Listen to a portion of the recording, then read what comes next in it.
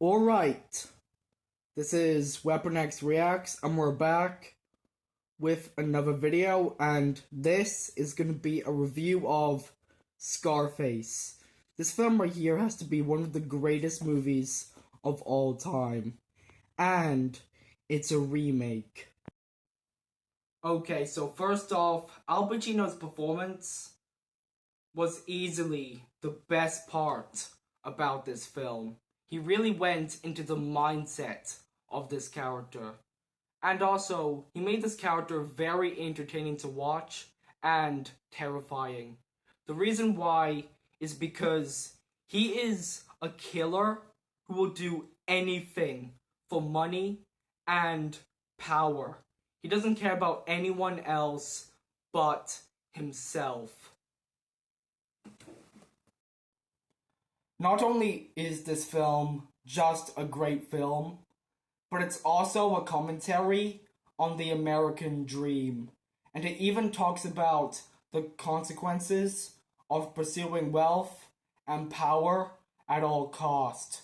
Because that kind of stuff can lead to dangerous and unexpected consequences. I am going to explain the ending of this film. So, after the entire gunfight in the mansion, we see Tony Montana seeing himself as unbeatable. But then after that, so's his main man, goes up from behind and shoots Tony Montana in the chest, and then he falls in the water with the camera moving up saying, "The world is yours." A great ending to a great film. I'm gonna break down the plot of this film. So, Tony Montana and his close friend Manny build a strong drug empire in Miami. However, as his power begins to grow, so does his ego and his enemies. And his paranoia begins to plague his empire. This is definitely one of those movies that Hollywood does not make anymore. And when you look at the remakes today, they're not as amazing as this film right here. And let me take this as a note to the filmmakers who want to remake a film in the modern day. Don't change anything from the original film. Respect it! That's my advice. And also send it to Disney too, because their live action remakes are trash. They're just rip-offs of their classic original movies. Sorry that I had to go on a rant, but that's how it is. I'm gonna show you the opening scene of this film, and here are two things I like about it. One, it gives a great introduction to this character, and two, look at the way how the camera is moving. It's almost like our eyes are focusing on Tony Montana, and not the people that are interviewing him.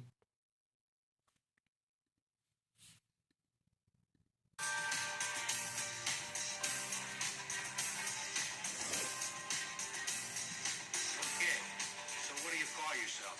Huh? ¿Cómo se llama? Antonio Montana. And you? What you call yourself? Where'd you learn to speak the English, Tony? In a school. And my father, he was from the United States. Just like you know. He was a Yankee. He used to take me a lot to the movies, you know. I learned. I watched the guys like Humphrey Bogart, James Cagney. They teach me to talk. I like these guys. I always know one day I'm coming here, United States. So where's your old man now? He dead. He died. Sometime. Somewhere. Mother? She dead. What kind of work you do in Cuba, Tony? You know, things I was this construction business. I worked a lot with my I was in the army. Yeah. Any family in the States, Tony? Any cousins, brother-in-law, anybody? Nobody. Everybody's staying. You ever been in jail, Tony? Me? Jail? No way. No. Been in a mental hospital? Oh, yeah. And the boat coming over. What about homosexuality, Tony? You like men, huh? You like to dress up like a woman? What the fuck is wrong with this guy, man? You kidding me or what? Just answer the questions, Tony. Also, do you know what's funny about that line? Is that it's actually a good criticism on the transgenderism going on in America. Okay. No. Okay? Fuck no.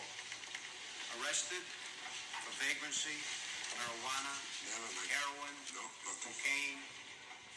No. Where'd you get the beauty scar, tough guy? Eating pussy? I'm not gonna get a scar like that eating pussy. This was when I was a kid, you know? You should see the other kid. You can't recognize it. And this? Well, that's no. That's my sweetheart. Sweetheart, my ass. You've been seeing more and more of these. Some kind of code these guys use in a can. Pitchfork means an assassin or something. You want to tell us about it, Montana, and you want to take a little trip to the detention center? Okay, you got me. I was in a camp one time for buying dollars. Big deal. That's pretty funny, Tony. No, that's true. It was a Canadian tourist. What'd you do, mug him first? Get him out of here. Come on, let's go. So I fuck up. Man. Let me talk to this guy. Please, let me talk to him a minute. You a communist? Huh? How'd you like it? They tell you all the time what to do, what to think, what to feel. Do you want to be like a cheap? Like all those other people, man? I don't have to listen to this bullshit. You want to work 8, 10 fucking hours? You own nothing? You got nothing? Do you want a Giovanni on every corner, man, looking after you, watching everything you do, everything you say, man? Do you know I eat octopus 3 times a day? Also, you know what? That quote has never been more relevant today than ever. You need to escape the Matrix right now before it's too late. Before you are enslaved permanently, where you're put in a 9-to-5 job, where you're not told to have freedom of speech, where you are just a sheep. Do you want to be a sheep, or do you want to be a wolf? Take that as motivation for yourself. I got fucking octopus coming out of my fucking ears, man. I got the fucking Russian juice, my teeth coming through. How'd you like that? What do you want me to stand there and do nothing? Hey, I'm no fucking criminal, man. I'm no puta of a thief. I'm Tony Montana, a political prisoner from Cuba. And I want my fucking human right. Now, just like the president, give me Cardi says. Okay? God, you should see this human right. It's really good. What do you say, Harry? I don't believe a word of this shit. They all sound the same to me. That son of a bitch Castro is shitting all over us. Send this bastard to Freedom Town. Let them take a look at him. Get out of here. You know something? Hey, you can send me anywhere. Here, there, this, that. It don't matter. There's nothing you can do to me that Castro has not already done. Get him out of here.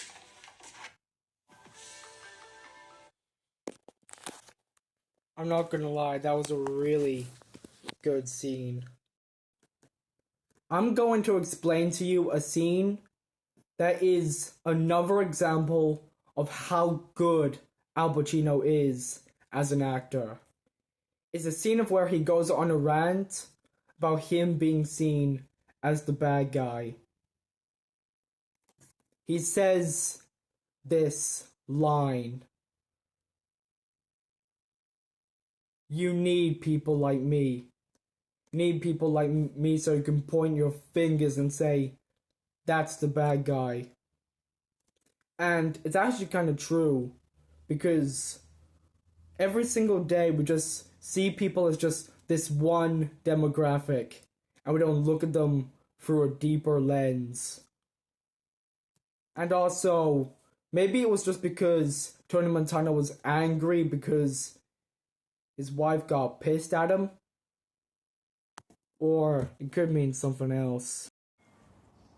The scene of where Mark Margolis's character gets shot by Tony Montana in the car has to be a good representation that there is more to Tony Montana's character than we think. That even though he was so full of himself, he did not want those kids to die because he knew that that was messed up. That is great writing. Manny's death scene, it's not just intense, but it's also emotional. The reason why is because Manny worked with Tony Montana for a long time. But the obsession with power and greed, it took control of Tony Montana. When he saw Manny with his sister and his sister's reaction after Manny's death, it's very realistic and shocking. I'm going to explain the character arc of Manny. And his character arc in this film, it's actually kind of interesting. Because he was basically Tony Montana's right-hand man.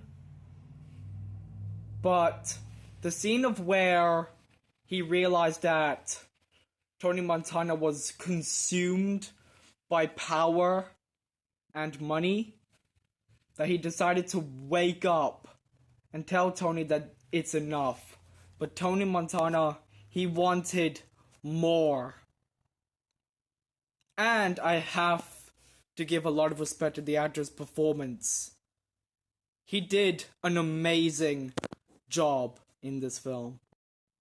I'm going to explain the chainsaw scene of this film. So first off, it starts as a easy robbery, but as it progresses, it starts to get more intense when the people realize that Tony Montana is actually a gangster.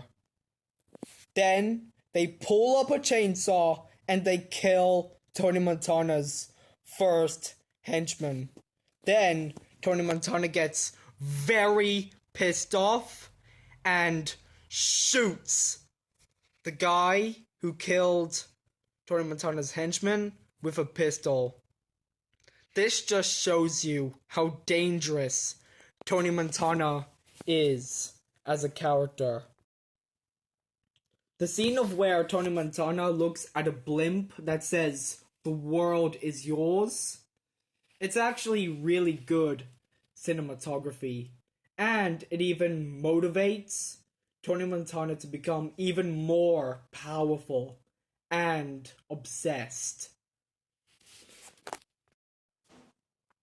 Michelle Pfeiffer's performance as Alvaria Hancock was really good because she plays a character that takes no bullshit from anyone. And she was even the wife of Omar Suarez. And after Tony Montana killed Omar Suarez, then Alvaria went all the way to Tony Montana. Then Alvaria Hancock saw right through Tony Montana and realized that he was becoming just like Omar Suarez, but much worse. Also, the soundtrack of this movie is extremely underrated. And it's also one of the best parts about this film.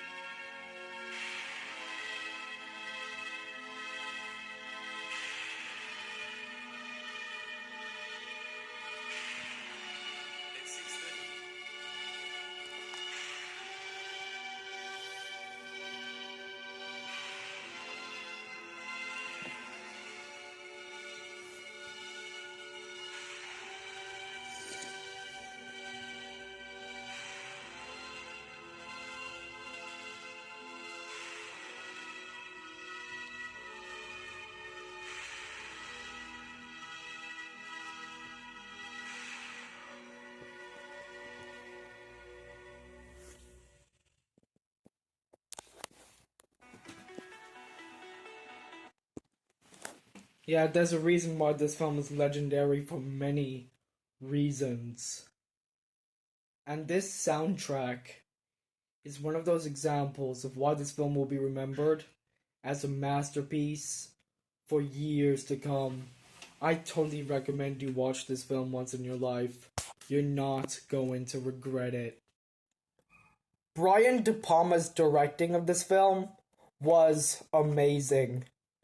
And it will go down as his most popular film he has ever directed.